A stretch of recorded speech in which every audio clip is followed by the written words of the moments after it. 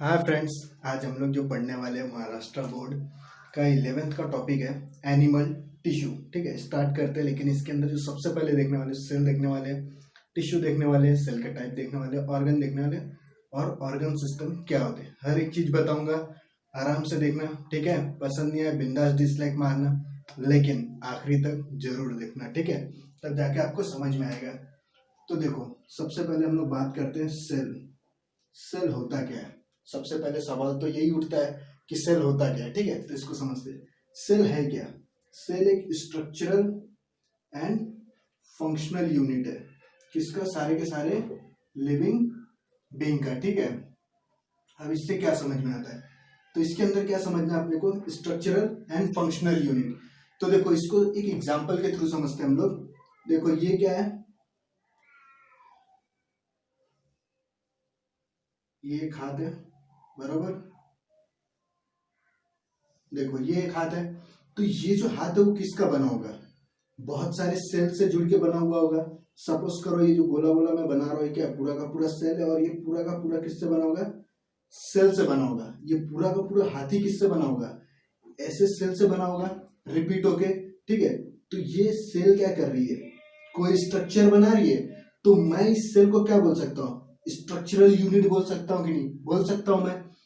अब क्या करते हैं, इसमें से एक सेल बाहर निकालते हैं, ठीक है। लो, एक सेल हम लोगों ने बाहर निकाला। सेल के अंदर होता क्या है? सेल होगा, न्यूक्लियस होगा, सेल ऑर्गेनेल होगा।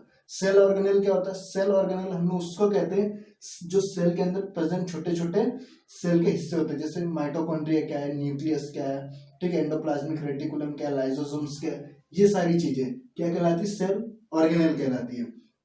तो देखो, अगर सेल है तो सेल के अंदर कुछ ना कुछ मेटाबॉलिज्म चल रहा होगा। मेटाबॉलिज्म क्या होता है? मेटाबॉलिज्म का मतलब होता है कैटाबॉलिज्म और एनाबॉलिज्म। कैटाबॉलिज्म का मतलब क्या होता है? कोई चीजें यहाँ पे टूट रही हैं। और एनाबॉलिज्म का मतलब क्या होता है?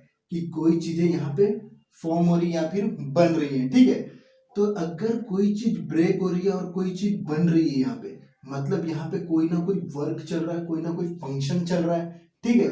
वर्क या कोई ना कोई फंक्शन चल रहा है। तो इस बेसिस पे हम लोग सेल को क्या बोलते हैं? सेल को हम लोग कहते हैं कि सेल एक फंक्शनल यूनिट भी है, ठीक है। ये बात क्लियर हुआ? देखो, स्ट्रक्चरल यूनिट और फंक्शनल यूनिट, इसीलिए हम लोग सेल को क्या कहते हैं? Cell is an structural and functional unit. किसका? लिविंग बीइंग का। ये बात क्लियर हुई कि स्ट्रक्चरल एंड फंक्शनल यूनिट क्यों कह रहे हैं, स्ट्रक्चर क्यों कह रहे हैं?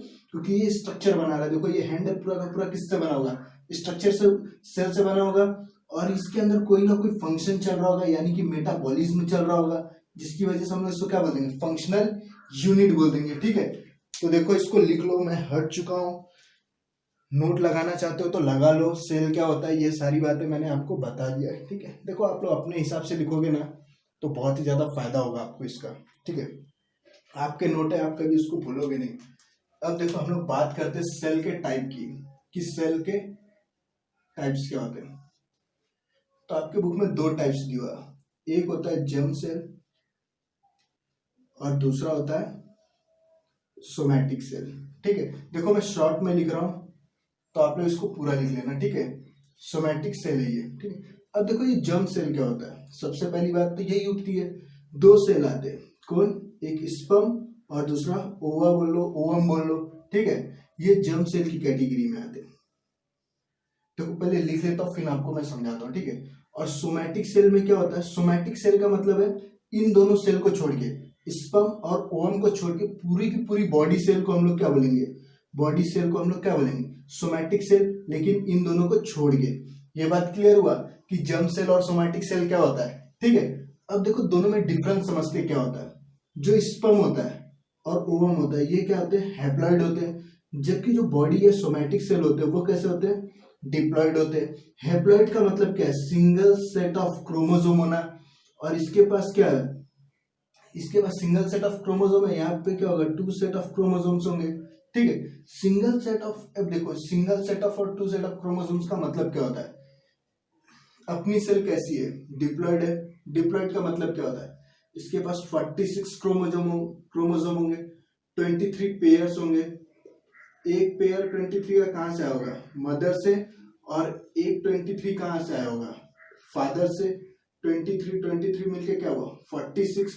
तो 46 को हम लोग क्या बोलते हैं, डिप्लॉइड, और 23 को क्या बोलते हैं हम लोग, हैप्लॉइड। तो हैप्लॉइड सेल का मतलब क्या है, उसके पास क्या है, 23 क्रोमोसोम है, और डिप्लॉइड का मतलब क्या है कि उसके पास क्या है, 46 क्रोमोसोम है। ठीक है, तो जर्म सेल क्या होते हैं, स्पर्म और ओवम, जो कि हैप्लॉइड होते हैं। क्यों हैप्लॉइड होते हैं, इसके पास सिंगल सेट ऑफ क्रोमोसोम होता है, मतलब इसके पास 23 क्रोमोसोम्स होते हैं। ठीक है, और हम लोग बात कर लेते हैं सोमैटिक सेल की। सोमैटिक सेल क्या है, डिप्लॉइड सेल है। क्यों डिप्लॉइड सेल है, क्योंकि इसके पास 46 क्रोमोसोम है। ठीक है, जिसकी वजह से हम लोग इसको क्या बोलते हैं, डिप्लॉइड बोलते हैं। तो ये सेल के टाइप्स हुए, कौन से, जर्म सेल, सोमैटिक सेल। ठीक है, अब इसको भी आप लोग नोट कर लो, मैं हट चुका हूं। देखो आपको नोट खुद ही करना है। ठीक है, देखो अगर कोई भी डाउट हो ना तो मेरे को बताना जरूर। ठीक है, कमेंट बॉक्स में उसको लिख देना, मैं उसको क्लियर कर दूंगा। लिख लो आप लोग फटाफट।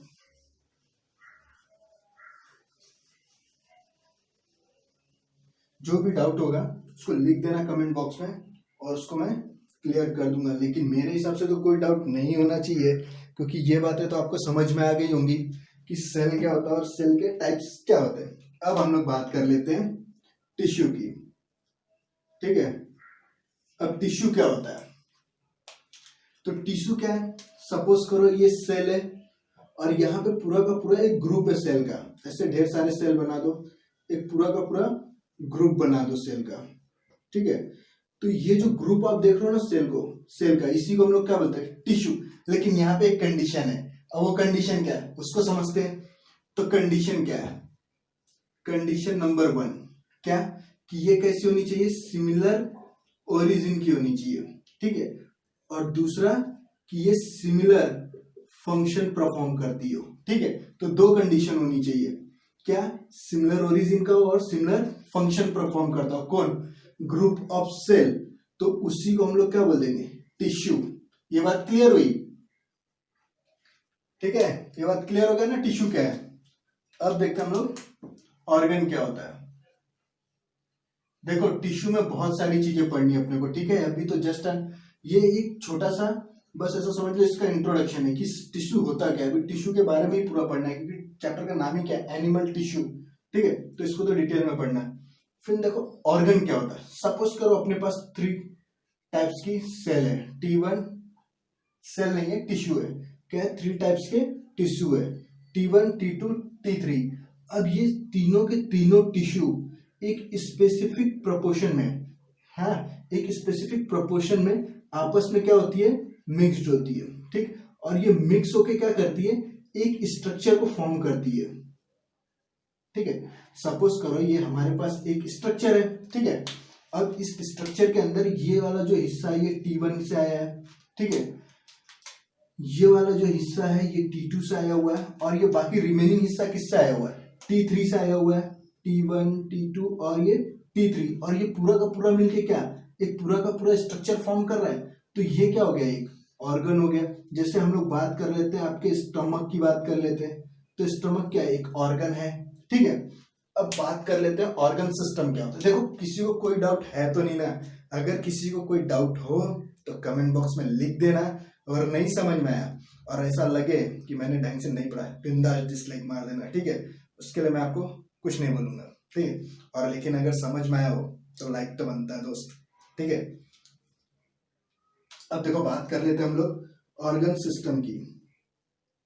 ऑर्गन सिस्टम, अब सबसे पहले सवाल ये उठता है कि ऑर्गन सिस्टम होता क्या है। तो ये बातें तो क्लियर हो गई आपको, ऑर्गन क्या होता है। ऐसे कई सारे ऑर्गन, जब कई सारे ऑर्गन आपस में मिलते हैं और एक पूरा का पूरा एक फंक्शन, मतलब एक पूरी पूरी फंक्शन बना देते हैं। जैसे एग्जांपल के तौर पे मैं बात कर लेता हूँ, एलिमेंट्री कैनाल की बात कर लेता हूँ। ठीक है, एलिमेंट्री कैनाल की बात कर लेता हूँ। तो इसके अंदर होता क्या है, मैं इसको साफ कर देता हूँ। ठीक है, फिर मैं इसको बना के समझाता हूँ आपको क्या होता है। देखो जिसको नोट करना है नोट कर।